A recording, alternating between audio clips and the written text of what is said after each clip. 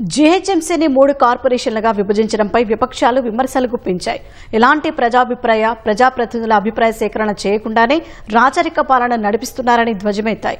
BJP, BRS విమర్శలను తిప్పికొట్టిన కాంగ్రెస్ పరిపాలన సౌలభ్యంతో పాటు సమగ్రాభివృద్ధి కోసమే విభజన నిర్ణయం తీసుకున్నట్లు వెల్లడించారు. గ్రేటర్ హైదరాబాద్ ను 3 కార్పొరేషన్లుగా విభజించడంపై అధికార విపక్షాల మధ్య మాటల యుద్ధం నడుస్తోంది.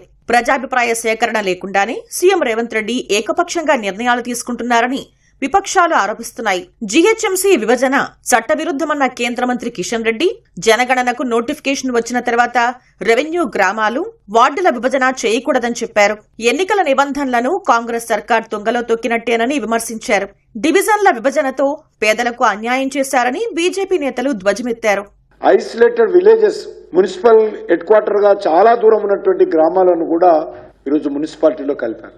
ఆ గ్రామాలలో ఉన్నటువంటి పేద ప్రజలకు అనేక రకాలుగా అన్యాయం చేస్తుంది ప్రభుత్వం. ఉపాధి హామీ పథకం మున్సిపాలిటీలో కలవడం ద్వారా వాళ్ళు కోల్పోతారు. వాటన్నిటిని తీసుకొచ్చి ఏ రకమైనటువంటి ప్లానింగ్ లేకుండా, ఆర్థిక వనరుల సమీకరణ లేకుండా, సమగ్రమైనటువంటి కార్యాచరణ ప్రణాళిక లేకుండా, అవసరం ఉందా లేదా చూడకుండా ఇష్టారాజ్యంగా గ్రామాలను కలిపారు.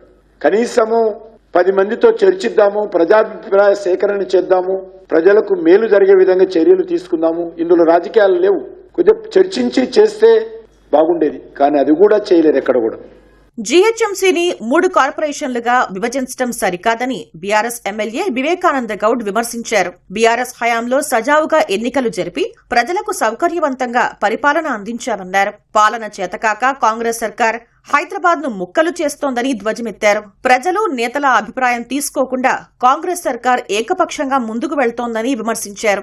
ఇప్పటికైనా సీఎం పునరాలోచన చేయకపోతే న్యాయ పోరాటం చేస్తామని బీఆర్ఎస్ ఎమ్మెల్యే వివేకానంద హెచ్చరించారు. మీరు తీసుకున్న ప్రతి నిర్ణయం కూడా ప్రజా వ్యతిరేక నిర్ణయమే. మీరు అనుసరించే ప్రతి విధానం కూడా ప్రజా వ్యతిరేక విధానమే మీరు చేపడుతా ఉన్నారు. ఈరోజు ఈ నిర్ణయం కూడా పూర్తిగా ప్రజా అభిష్టం మేరకు కాకుండా మీ సొంత లాభం కోసం మీరు జూబ్లీహిల్స్ ప్యాలెస్ లో కూర్చొని ముఖ్యమంత్రి గారు స్వతహాగా నిర్ణయం తీసుకుని ఇలాంటి చర్చ లేకుండా, ఇలాంటి ఒక దీనిపైన అభిప్రాయ సేకరణ లేకుండా ఒంటెత్తు పోకడలతో మరి ఈరోజు ఈ యొక్క నియంత్రిత పోకడలతో, రాజరిక పోకడలతో తీసుకునే నిర్ణయంగానే ఈ నిర్ణయం మేము భావిస్తా ఉన్నాం.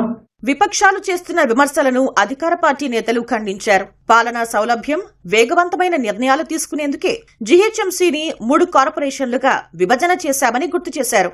అధికార వికేంద్రీకరణలో భాగంగానే ముఖ్యమంత్రి ఆ నిర్ణయం తీసుకున్నారని కాంగ్రెస్ ఎమ్మెల్సీ అద్దంకి దయాకర్ తెలిపారు. ప్రజాభిప్రాయ సేకరణ జరగలేదన్న ఆరోపణలు ఖండించిన అద్దంకి రాజకీయ లబ్ధి కోసమే విపక్షాలు విమర్శిస్తున్నాయని ధ్వజమెత్తారు. పరిపాలనా సౌలభ్యం, సమగ్రాభివృద్ధి కోసమే జీహెచ్ఎంసీ విభజన నిర్ణయం తీసుకున్నారని ఖైరతాబాద్ ఎమ్మెల్యే దానం నాగేందర్ తెలిపారు.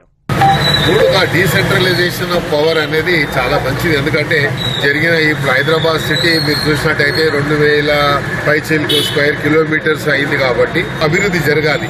ఈ 3 కార్పొరేషన్లో ఉన్నటువంటి ప్రాంతాలన్నీ కూడా అభివృద్ధి జరిగితే రాబోయేటువంటి రోజుల్లో పెట్టుబడులు కానీ, లేకపోతే జాతీయ స్థాయిలో, అంతర్జాతీయ స్థాయిలో ఉన్నటువంటి ఇన్వెస్టర్స్ వచ్చి హైదరాబాద్ ఇంకా అభివృద్ధి చెంది హైదరాబాద్ లో ఉన్నటువంటి ఎంప్లాయ్మెంట్ సమస్య కూడా తీరిపోతుంది అనేది ఒక ఆలోచన. దానికి అనుగుణంగానే ఈ 3 కార్పొరేషన్లు.